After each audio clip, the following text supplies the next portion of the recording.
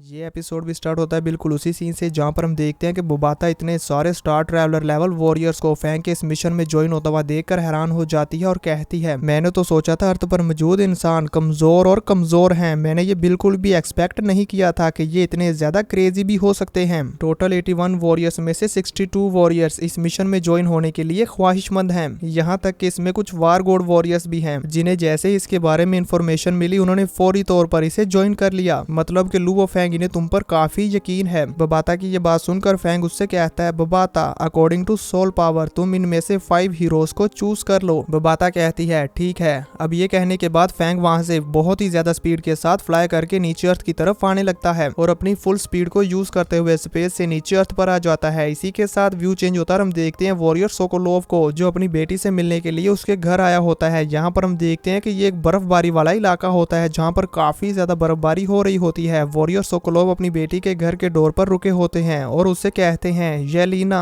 ये आखिरी बार है जब मैं तुमको देख रहा हूँ। मुझे इस बात का बहुत अफसोस है कि मैंने तुम्हारी मदर को इन मॉन्स्टर से बचाने के लिए अपना कोई भी घर नहीं बनाया। इसी वजह से ये बरसों से मेरे दिल का दर्द बन चुका है। इस बार मैं पैसिफिक ओशियन जा रहा हूँ गोल्डन हॉर्न बेहमूथ से लड़ने के लिए। क्या तुम वाकई ही आखिरी बार अपने फादर को नहीं देखना चाहती? यहाँ पर हम देखते हैं कि येलिना दरवाजे की दूसरी तरफ से वॉरियर सोकोलोव की ये सारी बातें सुन रही होती है लेकिन वो इस पर कोई भी रिएक्ट नहीं करती। एल्डर सोकोलोव यूं ही काफी देर तक दरवाजे पर खड़े रहते हैं पर जब वो देखते हैं कि येलिना अभी भी दरवाजा ओपन नहीं कर रही तो वो यहाँ पर काफी ज्यादा उदास हो जाते हैं और फिर वहां से जाते हुए कहते हैं, येलिना अपना ख्याल रखना। और ये कहने के बाद वॉरियर सोकोलोव वहां से चले जाते हैं। उनके जाने के बाद जब येलिना डोर ओपन करती है तो वो देखती है कि उसके फादर अब वहां पर नहीं है, वो तो जा चुके हैं और निशानी के तौर पर वो अपनी वाइन वाली बोतल वहीं छोड़कर चले गए हैं। येलिना उस बोतल को देखकर वहां पर काफी ज्यादा जोर जोर से रोने लगती है क्योंकि वो एक आखिरी बार भी अपने फादर को नहीं देख पाई। इसी के साथ व्यू चेंज होता है। हम देखते हैं एल्डर मू हेंडरसन को जो कि अपने घर में होते हैं और यहाँ पर हम देखते हैं कि एल्डर मू हेंडरसन अपने पूरे घर की साफ सफाई कर रहे होते हैं और साफ सफाई करने के बाद वो यहाँ पर अपनी फैमिली के साथ एक आखिरी डिनर बनाते हैं जो कि काफी ज्यादा डिलीशियस लग रहा होता है। अब जैसे ही एल्डर मू हेंडरसन यहाँ पर सारा काम कर लेते हैं और अपना डिनर रेडी कर लेते हैं तभी हम देखते हैं कि उनके डोर पर कोई आता है जो कि वहां पर आकर डोर बेल बज जाता है। एल्डर मू हेंडरसन जैसे ही जाकर वहां पर डोर ओपन करते हैं तो हम देखते हैं कि ये कोई और नहीं बल्कि उनकी वाइफ होती है जो कि डोर ओपन होते ही एल्डर मू हेंडरसन के गले से लग जाती है और वहां पर रोने लगती है। एल्डर मू हेंडरसन भी यहाँ पर काफी इमोशनल होते हैं। इसी के साथ व्यू चेंज होता है। हम देखते हैं एल्डर लायन किंग को, वो भी अपनी फैमिली के साथ यहाँ पर टाइम स्पेंड कर रहे होते हैं। यहाँ पर हम देखते हैं कि एल्डर लायन किंग की पूरी फैमिली भी उन्हें अच्छे से अलविदा कर रही होती है और उनके आर्मर को उन्हें पहनाती है। अब सीन चेंज होता है। हम देखते हैं एल्डर ये साइड को जो कि मेरे ख्याल में यहाँ पर अपने ऑफिस में बैठे होते हैं और यहाँ चारों तरफ अंधेरा होता है। इन्हें देखकर मुझे तो ऐसा लगता है कि एल्डर ये साइड की कोई भी फैमिली नहीं है, वो अकेले ही हैं। अब एल्डर ये साइड यूं ही उस रूम में कुछ देर बैठे रहते हैं और कुछ सोचते रहते हैं। इसके बाद व्यू चेंज होता है। हम देखते हैं कमांडर जिया को। यहाँ पर हम देखते हैं कि कमांडर जिया अपना टाइम स्पेंड करने के लिए कैट्स के पास आए होते हैं और वहां पर उन कैट्स को फूड देते हैं। वो कैट्स भी कमांडर जिया के साथ काफी अच्छे से बिहेव कर रहे होते हैं। मुझे तो लगता है कि कमांडर जिया इन कैट्स के साथ काफी घुल मिल चुके हैं। अब इन कैट्स के साथ टाइम स्पेंड करने के बाद कमांडर जिया अपनी बेटी को कॉल करते हैं। कमांडर जिया की बेटी अपने फादर की कॉल को आते हुए देखकर उस कॉल को पिक कर लेती है और फिर वहां साइड पर जाकर रोने लगती है। उसको रोते हुए देखकर कमांडर जिया कहते हैं कि मैं जाऊंगा,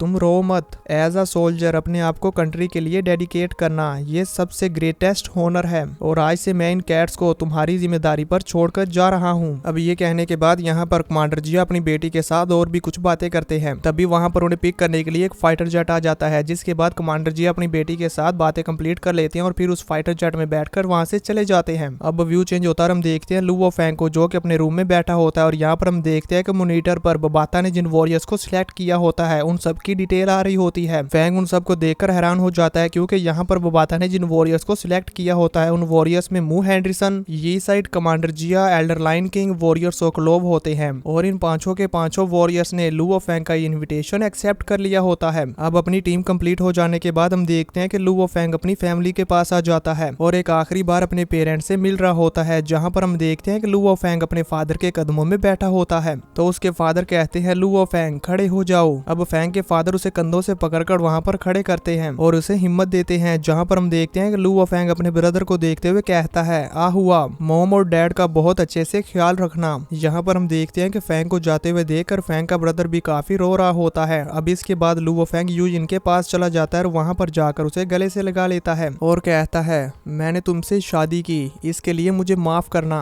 यूजिन कहती है अभी इस वक्त तुम कुछ भी ना कहो, मैं और हमारा बेटा आपके वापस आने का इंतजार करेंगे। यूजिन ये कहते हुए यहाँ पर काफी ज्यादा रो रही होती है। यूजिन की ये बात सुनकर फैंग हाँ में अपना सर हिलाता है और फिर अपनी हेवनली फॉरबिडन शटल पर वहाँ पर उन सभी लोगों को अलविदा करके फ्लाई करके चला जाता है। फैंग अभी वहाँ से जा ही रहा होता है कि तभी हमें यहाँ पर फैंग का एक फ्लैशबैक दिखाया जाता है जिसमें फैंग अपने बच्चों से बोल रहा था मेरे बच्चों, शायद आज के बाद तुम अपने फादर को कभी भी ना देख पाओगे, लेकिन मैं आप लोगों को बताना चाहता हूँ कि डैड आपसे बहुत प्यार करते हैं। ये कहते हुए हम देखते हैं कि फैंग अपनी फैमिली को छोड़कर जाते हुए काफी उदास होता है और फिर एकदम से सीरियस होते हुए अपना ब्लैक गोल्ड आर्मर पहन लेता है और फिर वहाँ से फ्लाई करके चला जाता है क्योंकि फैंग को पता है कि कुछ भी करके मुझे अपनी फैमिली के पास वापिस आना है। अब यहाँ से सीन कट होता है और हमें पैसिफिक ओशन का सीन दिखाया जाता है जहाँ पर हम एक फाइटर जेट को देखते हैं जो कि पानी के ऊपर फ्लाई कर रहा होता है और ये सभी पांचों के पांचों वॉरियर्स अपनी अपनी फैमिलीज को अलविदा करने के बाद इसी फाइटर जेट में आ जाते हैं। अब हमें कुछ देर के बाद उस फाइटर जेट के अंदर का सीन दिखाया जाता है जहाँ पर कमांडर जिया इन सभी वॉरियर्स का वेलकम करते हैं। अब फैंग वहाँ पर आगे बढ़ते हुए अपने प्लान के बारे में इन सभी वॉरियर्स को समझाता है और कहता है नीचे का समुद्री फर्श कहीं से भी बेहतरीन नहीं है जिस पर मैं एतमाद कर सकता हूँ। आसपास के सी एरिया को भी साफ कर दिया गया है, यहाँ पर कोई भी मॉन्स्टर्स हमारे रास्ते में इंटरफेयर करने के लिए नहीं होंगे और ये गोल्डन हॉर्न बहमूद समुद्री फर्श से 1200 मीटर्स नीचे है। ये हमारे काफी करीब है लेकिन हम इसे परेशान नहीं करेंगे और चुपचाप वहाँ पर अपने काम को कंप्लीट करेंगे जिसके बाद उस मॉन्स्टर की बारी आएगी। फैंग की ये बात सुनकर सभी वॉरियर्स वहाँ पर समझ जाते हैं और हाँ में अपना सर हिलाते हैं। उन सभी वॉरियर्स को अपना प्लान समझा देने के बाद लुओ फैंग कहता है ऑल राइट, तो फिर चलो शुरू करते हैं।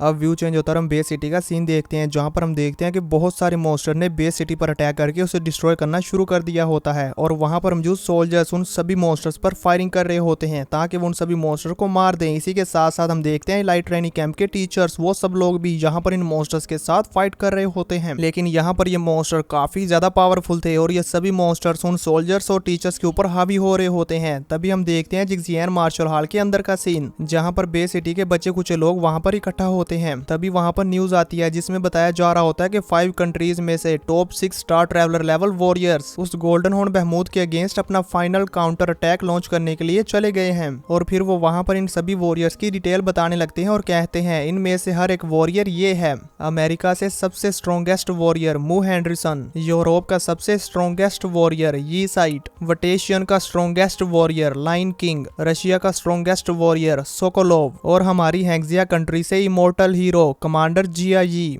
और फिर यहाँ पर वो न्यूज रिपोर्टर सबसे लास्ट में बताता है लुओ फैंग के बारे में और कहता है स्ट्रॉन्गेस्ट मेंटल मास्टर, इसके साथ साथ सबसे youngest genius Luo Fang. Luo Fang को न्यूज पर आते हुए देखकर हम देखते हैं कि फायर हैमर टीम के मेंबर्स वहां पर खुश हो जाते हैं और कहते हैं देखो देखो ये तो लुओ फैंग है, हाँ ये हमारा ब्रदर लुओ फैंग ही है। अब वो न्यूज रिपोर्टर कहती है आइए हमेशा के लिए इनके नेम याद रखते हैं। इसी के साथ हम देखते हैं कि लुओ फैंग की पूरी फैमिली भी ये न्यूज देख रही होती है। तभी व्यू चेंज होता है और हम देखते हैं 5 कंट्रीज के प्रेसिडेंट को। यहाँ पर अमेरिका के प्रेसिडेंट सोच रहे होते हैं मुझे डर है कि ये ह्यूमैनिटी का लास्ट चांस है। अमेरिका के प्रेसिडेंट यहाँ पर ये सब सोच रहे होते हैं। तभी दूसरी तरफ हम देखते हैं उस फाइटर जेट को जो कि पैसिफिक ओशियन के ऊपर खड़ा होता है। तभी अचानक से वो चलने लगता है और पानी के अंदर चला जाता है। अब हम देखते हैं कि ये फाइटर जेट ना सिर्फ हवा में फ्लाई कर सकता है बल्कि साथ ही साथ पानी के अंदर भी तैर रहा होता है, यानी कि ये यहाँ पर बिल्कुल सबमरीन की तरह काम कर रहा होता है। लुओ फैंग और ये 5 वॉरियर्स यहाँ पर अपनी अपनी कंट्रीज के फ्लैग्स भी लेकर आए होते हैं और यहाँ पर हम देखते हैं कि ये सब लोग इस गोल्डन हॉर्न बहमूद को मारने के लिए जा रहे होते हैं और काफी उदास भी होते हैं